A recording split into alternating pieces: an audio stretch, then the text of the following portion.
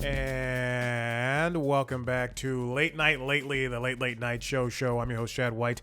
If you didn't know, this is the late night show for the website cpluscomedy.com. Like I just said, it's a website. Go there. Once upon a time, I used to do a monologue for this show, and then it got to be too hard to write jokes all the time. I'm back at it. And I've written a monologue. I wrote this. I'll give you behind the scenes. It's Friday morning, typically when the show comes out. When I record the show, when it comes out, I took like 2 weeks off, 2 extra weeks off. But anyway, from the hiatus that I was already on, I was watching I got back from Trader Joe's, as one does, for one of my grocery stores of choice, and the Nintendo Switch 2 Direct, or I guess the Nintendo Direct for today was in the midst of airing. I knew I was going to watch it. I knew I was going to be late. So I watched it from 9:30 to 10:30. And as soon as it finished, I went, I should record the show. So I wrote some jokes after it finished, and now I'm recording. As soon as I wrote those jokes. They're not good, but let's try it anyway. Who cares? The sequel to the Super Mario Bros. Movie has been revealed to be Super Mario Galaxy and will send the characters to space. All I can say is watch out, Peach and Rosalina. If what happened at SpaceX is any indication, the guy funding the whole mission could be gearing up for a 9th lawsuit. Newly merged Paramount Skydance is said to be putting in an offer to buy Warner Bros. Discovery, and if this deal goes through, Gayle King can finally achieve her wish of becoming a real news anchor on CNN. The 4th movie in the Conjuring franchise performed well at the box office last week, and it's all thanks to its lead, a single sweet little girl named Annabelle. New York Times released a 2025 Best Restaurants in America list featuring eateries in Atlanta, Boston, Kansas, and others. And when you know it, New York does feature Pizza Rat's establishment. And finally, New York Times published an article called 8 Phrases to Help Your Relationship Thrive. And no, not one of them is, babe, can you move so I can plug in my Switch while I hunt shinies in Pokemon ZA? All right, that's all the jokes I have for you today. All right, let's move on to what happened this week in late night. This week in late night, we saw... So everybody came back last week. Last week was the first official new seasons of shows, and in fact, the start of Colbert's 10th and final season. On the Tonight Show this week, we had appearances from Fred Armisen playing Carlos Alcaraz and Aryna Sabalenka from the U.S. Open. There were also interviews with Fred Armisen, Olivia Cook, Debbie Gibson, Steve Martin, Martin Short, Selena Gomez, Michelle Dockery, and Steph Curry, Billy Crudup, Stephen Bartlett, Reese Witherspoon, Mark Ronson. Musical performances were thanks in part to Karen Alyala. I'm so sorry for mispronouncing that name. Caliuchis. And Raven Lené, and then a comedian I've interviewed before, Gianmarco Cerezi. And then also the Savannah Bananas came by, so that was really interesting. On Late Night with Seth Meyers, we had the return of one of the best segments, Jokes Seth Can't Tell. I love Jokes Seth Can't Tell. I think Jenny Hagel and Amber Ruffin are so gosh dang funny. People don't watch these segments enough. All they do is watch a closer look. Who gives a crap about that? James Corden made his return to, I believe this might have been his second time being interviewed by Seth, but anyway, he was on Late Night. We also had Andy Bashir, Ashley Simpson Ross, which is a last name I did not know. I thought it was just Ashley Simpson. Chance the Rapper, Seth Reese, who was a writer on the show. He wrote a movie. I believe this might be his 3rd movie. It's now starring Margot Robbie and Colin Farrell. A movie I won't be seeing, but I'm happy for him. Tom Pelphrey, Josh Gad, Hugh Bonneville, America Ferrera. For Colbert's show, The Late Show. God, I sound like I'm so down. Okay, there we go. For Colbert's show, he had a very busy week, as he did last week as well. Cillian Murphy, Will Ferrell in sort of a character. Eugene Levy, Sonia Sotomayor, Jennifer Aniston, Cooper Hoffman, Usher, Jim Hawkinson. And then we also had Meanwhile, another Rescue Dog segment. And Lady Gaga performed music. So did Mac DeMarco, excuse me. Kimmel had a very big week as well.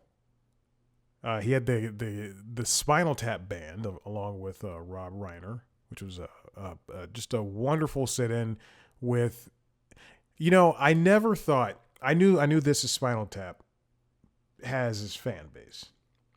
And I've seen the movie and I enjoyed it. I have the same thing with Oasis when Oasis announced their reunion tour.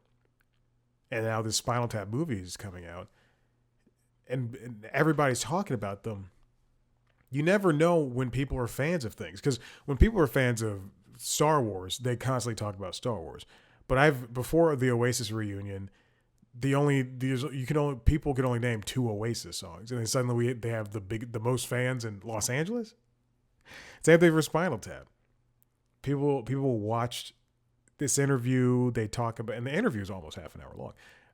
It is 22 minutes. Like you could throw in a commercial. You can throw in a couple commercial breaks and put it in a half-hour slot. You're welcome, ABC. I'm giving you ideas. But I've never knew people liked Spinal Tap that much. They even performed. Nate Bargatze, Martha Plimpton, Bryan Cranston, Christopher Lloyd, who I just saw in Nobody 2, and Sean Penn and Owen Cooper also stopped by. Kimmel's music booking producer continues to work wonders. I'll say this. Everybody is good at booking. And the Tonight Show, between the Tonight Show, Late Show, and Jimmy Kimmel Live, they have their ups and downs. But I think the most consistent one is probably Jimmy Kimmel Live. As I mentioned before, they had Spinal Tap. They also had CMAT. And then Disco Life from Say She She. Which is amazing that they're able to get these bands. Last week tonight, John Oliver covered Trump and higher education, Trump's attacks on higher education. And Jon Stewart interviewed Spike Lee. And then who hosted? Oh my gosh. Who hosted the show? Why am I not doing this? Michael Costa, excuse me. Oh my goodness, I couldn't find it. All I had was the clip from The Daily Show, from Jon Stewart's interview with Spike Lee. Michael Costa hosted, and he spoke to Patrick McEnroe, Michael Grunwald, and Rainn Wilson. Grace Kludenschmidt had a bit, as well did Jordan Klepper, and Ronnie Chang did his sports war. So that's what happened this week in late night. All right. Let's move on to a topic at hand. This comes from Deadline. It's written by Peter White. The Tonight Show starring Jimmy Fallon kicks off run of post-NFL Sunday shows. This is not anything new, but in an effort to what feels like seems like fill in time and just like have an ever expansive version of the franchise. Late night shows are now, or not are now, but they have been used to prop up the back end of other big events. Jimmy Kimmel often hosts during the NBA Finals week when they're on ABC episodes of his show in the prime time, as well as the episodes in the late night. We've seen Colbert's show do post sports shows and in fact post presidential conversation. What is the word I'm looking for? Debates and speech shows. And now Tonight Show will be doing some post NFL shows, which is very interesting. They're going to do 4 shows between September and December, all after NBC's Sunday Night Football, immediately following local news. He did one post NFL show, Sunday show last season. The first one is September 21st after the Kansas City Chiefs take on the New York Giants. With guests including Matthew McConaughey and Eric Church. It will be followed by shows after the Green Bay Packers and Pittsburgh Steelers on October 26th, Detroit Lions and Philadelphia Eagles on November 16th, and Houston Texans versus the Kansas City Chiefs on December 7th. Expect a lot of Taylor Swift jokes. Let me just tell you that. No offense to him, I just know where the writers are going to go with that. I also want to say this. I watch a lot of late night. The thing, and I don't watch every single second, but I tend to watch a lot of late night. And a lot of times, when an episode, and I watch it on YouTube TV because I record it. I know I could go to YouTube, but it's so fun to record it on YouTube TV. But a lot of times I'll watch a monologue and maybe the first guest, or a monologue and a desk bit. In the case of Fallon's show, because they do desk bit or they do games before they do interviews for a lot of people. It didn't used to be that way, but it keeps people entertained and it keeps people in the episode longer. And I'll stay with the show, and it's just fascinating to see how Fallon's writers have fallen into a rhythm when it comes to a style of joke where they're using misattributed quotes, made up quotes, which I sit there and I just go, God, it's not for me. It doesn't work for me, but that audience sure does like it. In the same vein, for Colbert's show, boy, oh boy, do they love to just cheer and ramble over there at the easiest softball joke.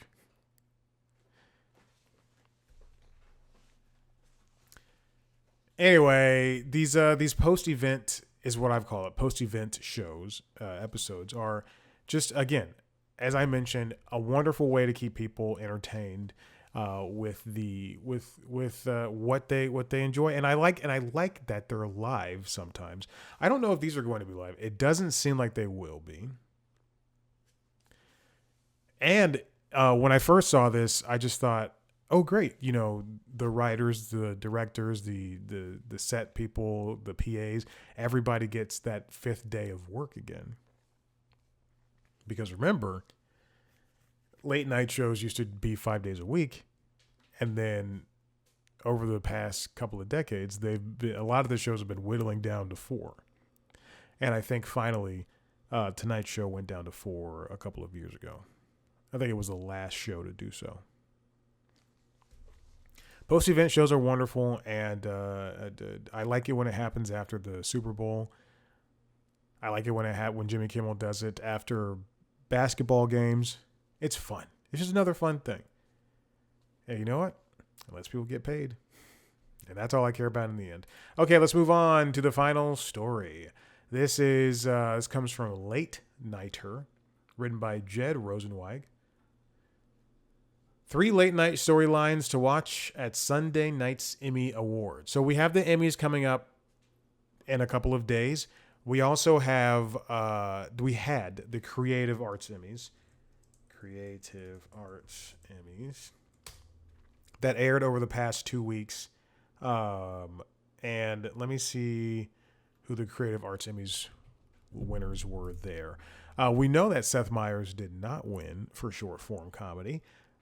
Drama or variety series. Desi Lydick's Foxplain for corrections. Desi Lydick's Foxplains from The Daily Show, that one. Something that I didn't even know existed until it was mentioned as a nomination. And then who else won? Saturday Night Live, which is technically late night, won for production design for a variety or reality series. And if you don't know, The Creative Arts Emmys are held over 2 weeks, and those are just the technical Emmys that they do count. They are primetime Emmys. They just don't, in the eyes of the people putting on the Emmys. I'm not even saying the Emmy, not even saying Emmy voters or the Emmy, the Television Academy themselves. In the eyes of that, they're just too much to put on the primetime Emmys.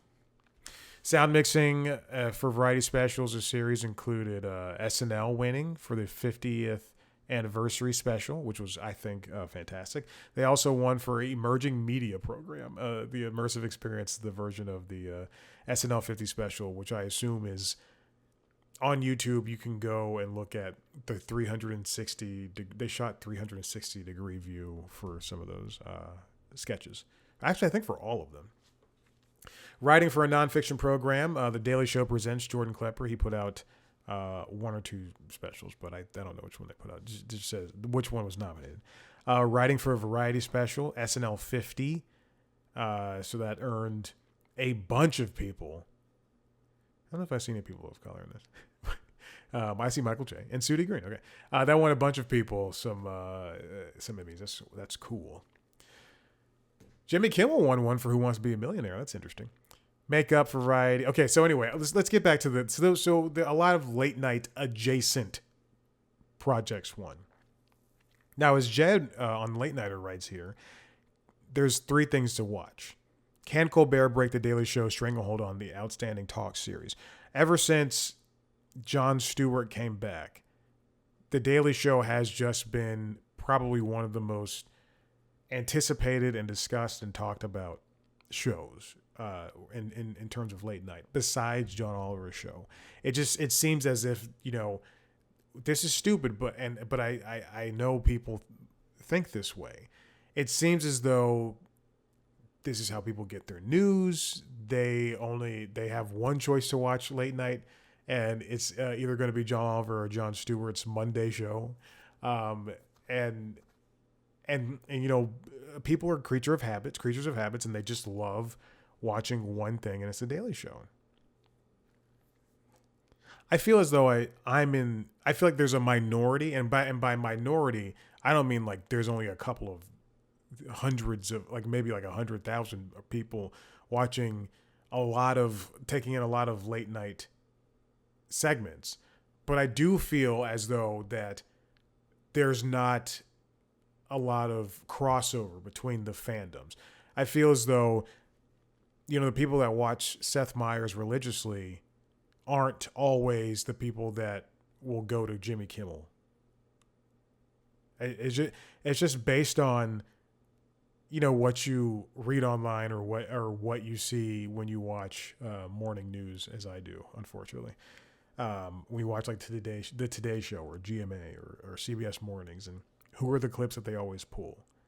Yes, it's going to be the ones that are on their network, but also they're not always talking about the same ones. Oh, CBS Morning's always quoting Colbert for some reason. Or showing a Colbert clip. So, what we have with Colbert is the way that he can be an upset when it comes to this. The Late Show's never won an Emmy out of his nominations. The Daily Show is constantly winning, but now it's only going to be between Kimmel, Daily Show, and Colbert.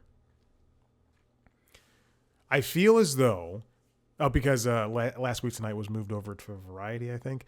I feel as though this could be the year because people, Last Week Tonight and Daily Show and Jimmy Kimmel Live, so I was wrong about that. But I feel as though people will just use this as like a platform to give Colbert his Emmy for this show. I could definitely see it happening. Obviously, the show I want to win is not even nominated. Can SNL break Last Week Tonight's stranglehold on outstanding scripted variety series? So, Last Week Tonight there have been some shifts.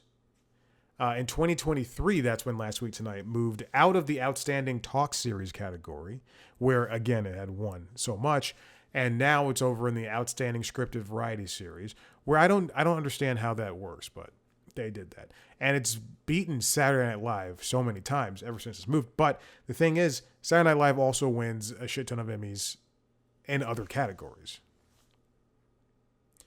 So this seems like it's just like an excuse to give Last Week Tonight another Emmy. SNL, as Jed writes, is coming off of its 50th season. It's a landmark. So they're in the best position possible to win an Emmy. They've already won 11 record Emmys at the Creative Arts Emmys, which is huge. Its total is 112, the most in Emmy history. Behind it is Game of Thrones with 59. Jesus. Wow. Last Week Tonight has won the Outstanding Writing for Variety Series 9 years in a row. SNL hasn't won it since 2002. This could be the year for SNL to do this, but again, because of that 50th season, which they did a good job during. I think as a whole, it was missing some stuff. There are some things that I would like to have seen, some bigger celebrations, but they were able to put out a music documentary, that 50th anniversary special itself, another documentary series, 4-part series, following random parts of the show. Go watch the 4-part series. Also, if you haven't seen any of that stuff, you are really missing out. But the 4-part documentary it's really good, and I learned a lot. And I would say one of the episodes really stands out as to why are we covering this? Why is cowbell being covered? Why is that sketch being covered? And then we're covering the worst year the show's ever had. The worst years, I think. The writers, and then cowbell. And then the final thing that to be on the lookout for is, can SNL 50 topple Beyonce, the Super Bowl, and the Oscars? All of them have been nominated for Outstanding Variety Special Live. But now it's in the main show after being in the Creative Arts Emmys for the past couple of years. Conan hosted the Oscars. The Kendrick Lamar halftime show is something people are still talking about for some reason. And Beyonce's Christmas football halftime performance is also nominated. So, will Beyonce be in attendance? I believe every single person that's nominated here will be in attendance.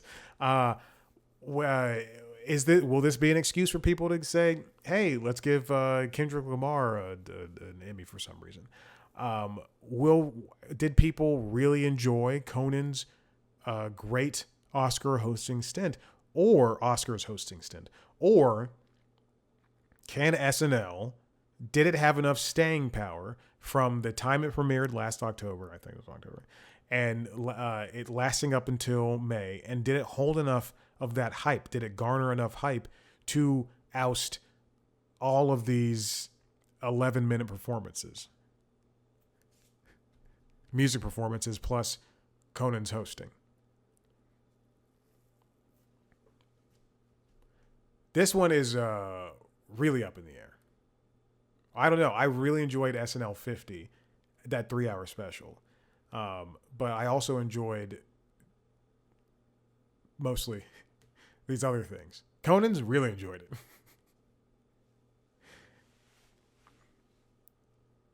Jed also includes 3 bonus mini storylines. Will host Nate Bargatze bring a little SNL magic to the Emmy stage? Nate's great. Nate's a funny guy. He's a good stand-up. He doesn't need any tricks or anything. However, he did host a Christmas special, I think, on NBC or ABC on broadcast last year, and he essentially did the same SNL sketches that he did when he hosts SNL, including Washington's Dream. Yes, I was right. He did host a Nashville Christmas special, and it was on CBS. Yeah. How will Colbert present is the other thing Jed posits.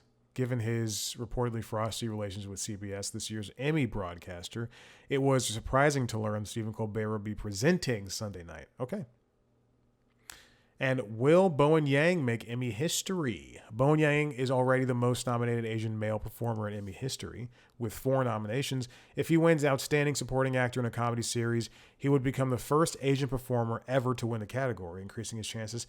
He is the only SNL performer nominated in the category this year, hurting his chances. He's up against the Bears' Eben Moss-Bacharach, who has won the past 2 years.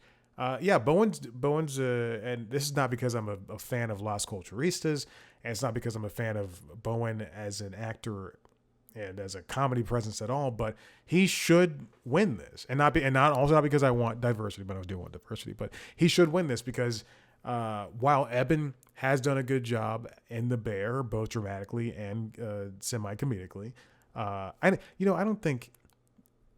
It's fine that show was nominated in the Emmy categories for comedy. I genuinely, I don't really care as much as I should. I know internally I'm thinking I should be like livid that The Bear is nominated, but also The Bear is as funny as, and this is a show I stopped watching in season 2, but Atlanta, it's just, they're both as funny, as they are serious. They're more serious than they are funny. Or in Atlanta's case, out there with it in terms of ideas. But I'll say they're both funnier than Orange is the New Black. Another show I stopped watching. But I enjoy The Bear, and I do laugh. It's not, guffaws.